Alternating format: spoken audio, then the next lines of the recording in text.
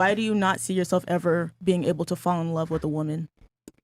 You said that you would have love for one, but never fall in love with one. Because all rationality and objectivity goes out the window once you fall in love with a woman as a man. And that's when you open yourself up and you become susceptible to making really bad decisions, like hitting a woman or attacking a woman because of your emotions blinding you. But men are really good at being stoic, so they should be able to like. You lose that stoicism once you fall in love with a woman. Because the reason why is because men love women for real. Like we don't love women on like what they provide. Mm-hmm. We love women ideally. Like mm-hmm. It's the closest to idealistic loving that you're gonna get, mm-hmm. right?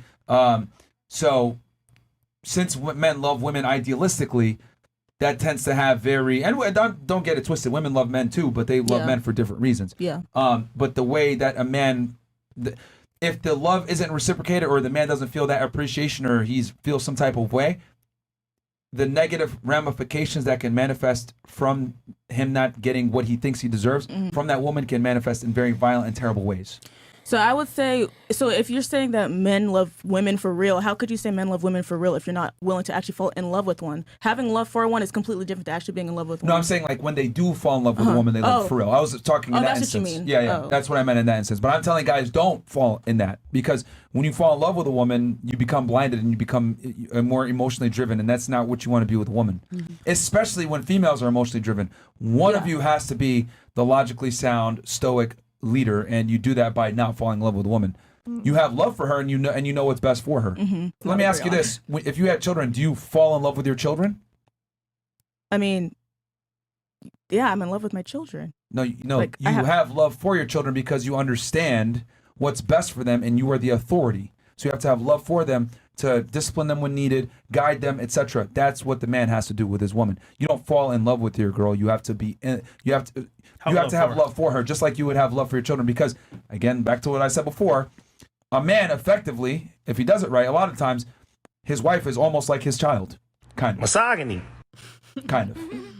Because you got to provision, protect, etc. So that's why I'm saying you should have love for her, so that you keep that objective mindset. It's difficult to do. I'm not saying like, oh yeah, like this is, oh, you got to do it, but it's difficult to do. I'm not saying it's easy, but if a guy can do that, mm-hmm. he's gonna, number one, be able to stay attractive for his girl, stay objective, stay stoic. He's gonna stay the man that she fell in love with in the first place. So she can fall in love, but he just can't. He just shouldn't. The woman needs to fall in love. Women need that emotional stimuli. Men don't. Women really need that. Yep. Like women are literally driven by their emotions. Women do a lot of the stupid shit that they do off their emotions, and men do stupid shit off their emotions as well. But when men do stupid shit off their emotions, mm-hmm. typically there's violent consequences, school shootings, attacking their woman, etc. Like men manifest their emotions in violent ways. So then, would you say that, like, if a man is marrying a woman, it's not because he's in love with her; it's just because I have some type of love for you? Well, here's the thing: a lot of guys don't follow what I say. They actually fall in love with the girl and they end up in really bad situations. My dad's in love with my mom. Come on, man. I mean, you never know that. My dad said that he wanted to divorce my mom at some point, but he didn't want to do it because they wanted to just work it out. Well, that's for their situation. Yeah, love for her. Yeah, he has love for her, man. He was being objective. He was able to divorce his emotions and be like, you know what? What's best for the family? Yep. Yeah, exactly. I asked my mom the same question. She said the same thing. I asked her, do you still love dad? And she couldn't even answer that. Oh. But she told me that she because he doesn't have anybody, like everyone on his side died, everyone, and that we're all he has, so she stays.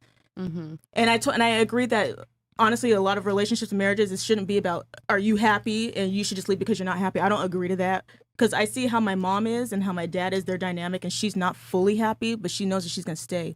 You are blessed with a mother that prioritizes duty over her own happiness. Yeah, and I didn't realize that until I went to therapy, to be honest with you. I didn't realize it. You literally got a blessing then, because your parents are staying together off of duty. Yeah. Mm-hmm. Which is great. Yeah. That's how marriage should be, actually. And I didn't know that before. Actually, my mom and my dad are separate, but my mom keeps like washing his clothes for him. She's still clean for him and all that. Okay. Even though they don't even live in the same house. That's crazy. That's great. But my mom really feels grateful about what he gave to her. Yeah, she a slave. Yeah, so she comes over. That's what girls would say. Yeah. I mean, you got something very rare, very special. I mean, the fact that your mom is still with him, regardless of how she feels. Most women can't do that. Mm-hmm. Most women are like, I'm not happy, I'm leaving.